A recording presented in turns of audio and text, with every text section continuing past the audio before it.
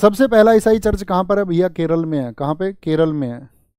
भारत का पहला ईसाई मिशनरी कौन था? आईबी के एग्जाम में पूछा गया, IBACIU 2012, Thomas the apostle. Thomas the apostle.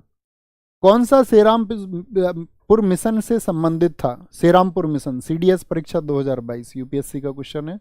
William Carey कौन था? ये मुख्य बिशप था। विलियम कैरी कौन था? ये मुख्य बिशप था। उसका साथी था मार्समैन, और उसके साथ में था आपका क्या बोलेंगे, विलियम वार्ड। डेविड हेयर नहीं था भैया। कौन कौन थे? 1, 2 और 3 थे, केवल 1, 2, 3। ईसाई मिशनरियों के किस चार्टर अधिनियम द्वारा भारत में ईसाई धर्म का प्रचार प्रसार करने की अनुमति दी गई, कि वो भारत में अब खुले तौर पर प्रचार प्रसार कर सकते हैं? बताएंगे। इससे भैया 1813 के एक्ट से दी गई, 1813 के एक्ट से। ओके। ईसाई मिशनरियों ने 1818 में, ठीक है, बैप्टिस्ट मिशन कॉलेज की स्थापना की थी। कहां पर? मध्य प्रदेश। आपका साथी जो सर्विस कमीशन MPSC ने पूछा इस क्वेश्चन को 2019 के मेंस में। तो ईसाई मिशनरियों ने 1818 में कहां पे? सेरामपुर। सेरामपुर कहां पे पड़ता है? किस स्टेट में? वेस्ट बंगाल में। वेस्ट बंगाल में बैप्टिस्ट मिशन कॉलेज की स्थापना की थी। पिट्स इंडिया एक्ट किस वर्ष पारित किया गया था? पिट्स इंडिया एक्ट 1784 का है भैया। निम्नलिखित में से किस अधिनियम ने भारत में ब्रिटिश सरकार और ईस्ट इंडिया कंपनी द्वारा नियंत्रण की दोहरी प्रणाली? दोहरी प्रणाली का मतलब क्या हो गया आपका? क्या पूछ रहे हैं? Dual system. ड्यूअल सिस्टम मतलब दो तरह का सिस्टम हो गया। व्यापारिक मामलों के लिए बोर्ड ऑफ डायरेक्टर्स, और आपका किसके लिए? नागरिक संबंधी मामलों के लिए, कंपनी के मामलों के लिए बोर्ड ऑफ कंट्रोलर्स। तो दोहरी प्रणाली किस में बात की गई? पिट्स इंडिया एक्ट में, विलियम पिट द यंगर ने जो बनाया। क्या बोलेंगे? 1784 में। ये हम आगे पढ़ेंगे, मॉन्टेग्यू चेम्सफोर्ड सुधार। ब्रिटिश भारत के निम्नलिखित में से किस अधिनियम में दिए गए कथन संबंधित हैं? भारत में कंपनी के क्षेत्र को ब्रिटिश आधिपत्य, ठीक है, ब्रिटिश पोजेशंस या ब्रिटिश ऑक्यूपेशन कहा जाएगा। आक्रामक युद्धों और संधियों पर एक सामान्य निषेध रखा गया कि भाई ऐसा नहीं होगा गवर्नर जनरल किसी भी युद्ध के लिए या किसी भी ट्रीटी के लिए, किसी भी वॉर के लिए या ट्रीटी के लिए, ऐसा नहीं होगा कि वो आपका उससे क्या करेगा? आपका ट्रीटी साइन कर लेगा। ये किस में बोला गया आपका? बोलेंगे 1784 के पिट एक्ट में कहा गया। चार्टर एक्ट 1813 के संबंध में निम्नलिखित कथनों पर विचार कीजिए। इसने भारत में ईस्ट इंडिया कंपनी के व्यापार एकाधिपत्य को, चाय का व्यापार तथा चीन के साथ व्यापार को छोड़कर समाप्त कर दिया। बिल्कुल ठीक बात है। एक तो टी का बिजनेस बचा था और चाइना के साथ में, और थोड़ा सा हिस्सा मैंने बताया अफीम के लिए। तो ये क्या होगी? ठीक बात होगी एकदम से। इसने कंपनी द्वारा अधिकार में लिए गए भारतीय राज्य क्षेत्रों पर ब्रिटिश राज या क्राउन की प्रभुसत्ता को सुदृढ़ किया। क्या कर दिया इसने? कंपनी की जो साथी आपका भारतीय राज, भाई अगर आप बात समझिए, छोटा सा एक लॉजिक लगाना। बात यह है कि इसने जो ऑक्यूपाइड किए एरिया, और ऑक्यूपाइड एरिया जो थे आपका, वो ब्रिटिश शासन के अधीन आएंगे या नहीं आएंगे? आप कहेंगे हाँ जी भैया। तो ब्रिटिश राज्य जो है अपनी संप्रभुता को बढ़ा रहा है या नहीं? उसका क्या बोलेंगे? आपका स्ट्रेंथनिंग आपका उसको दे रहा है या नहीं? स्ट्रेंथिंग तो मिल रही है कि ब्रिटिश शासन को भी उसका राज्य क्षेत्र जो है, उसके क्षेत्र वो ब्रिटिश आधिपत्य होंगे, तो उसकी संप्रभुता बढ़ रही है। भारत का राजस्व ब्रिटिश संसद के नियंत्रण में आ गया था? नहीं, सिर्फ उनके वेतन दिए जाते थे, नियंत्रण में नहीं आया। भारत का राजस्व मतलब संपूर्ण भारत की बात हुई। तो 1 और 2 ठीक होगा, 1 और 2 ठीक होगा। 1813 के चार्टर अधिनियम में निम्नलिखित में से कौन से प्रावधान किए गए थे? कौन से प्रावधान किए गए थे बताएं एक बार। चीन के साथ व्यापार और चाय में व्यापार को छोड़कर भारत में व्यापार पर कंपनी के एकाधिकार को समाप्त कर दिया। इसने कलकत्ता में सर्वोच्च न्यायालय की स्थापना की थी। गलत बात है, 1773 के रेगुलेटिंग एक्ट का पॉइंट है। शिक्षा को बढ़ावा देने के लिए 1 लाख रुपए, किसमें? 1813 में। ये दोनों ही मेजर बातें, ये भी इंपॉर्टेंट है, ये भी इंपॉर्टेंट है। क्या बनेगा? केवल 1 और 3 बनेगा। 1813 के चार्टर एक्ट में भारत में ईस्ट इंडिया कंपनी के शासन को अगले कितने वर्षों तक के लिए बढ़ा दिया गया? MTS परीक्षा में पूछा गया है क्वेश्चन, कितने वर्षों तक के लिए बढ़ा दिया? आप कहेंगे भैया 20 वर्षों के लिए बढ़ा दिया गया, 20 वर्षों के लिए। चार्टर एक्ट 1813 के संबंध में क्या सही नहीं है? इस एक्ट ने ईसाई मिशनरियों को भारत आकर प्रबुद्ध करने की अनुमति प्रदान की।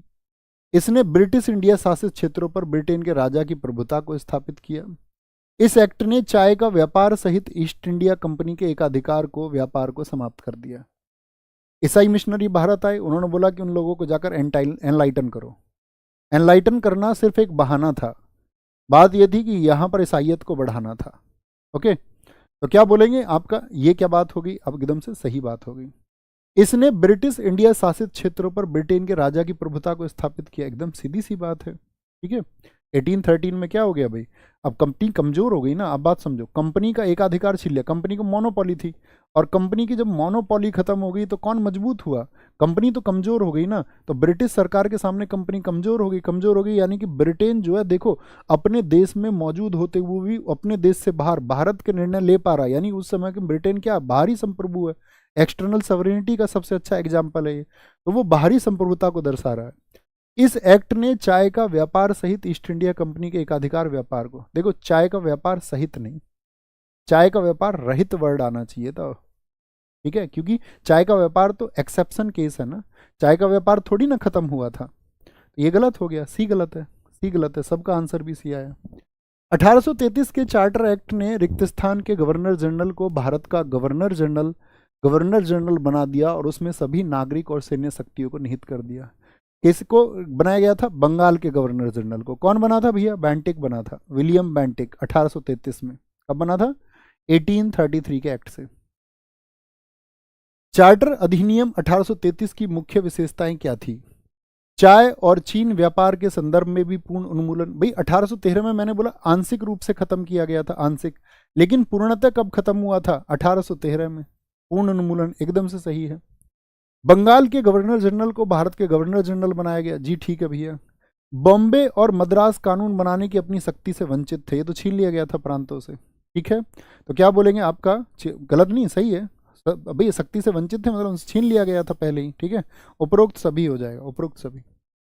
ब्रिटिश भारत में 1833 के चार्टर अधिनियम के तहत निम्नलिखित में से किस देश के साथ व्यापार पर ईस्ट इंडिया कंपनी का एकाधिकार भी समाप्त कर लिया। एसएससी सीपीओ 2024 2025 का सीपीओ कौन कौन देने वाले हैं, एक बार थम्स अप करो। 2025 के सारे एग्जाम देने एसएससी के, सीजीएल हो, सीपीओ, सीएचएसएल हो आपका साथी, ठीक है, सिलेक्शन पोस्ट के एग्जाम हो, जेएससी हो, जो भी एग्जाम आप मतलब आप एलिजिबल हो उस एग्जाम को देना।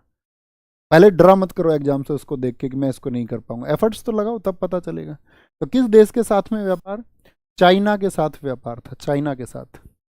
निम्नलिखित चार्टर अधिनियमों में से किसने बंगाल के गवर्नर जनरल के पदनाम को भारत का गवर्नर जनरल बनाया।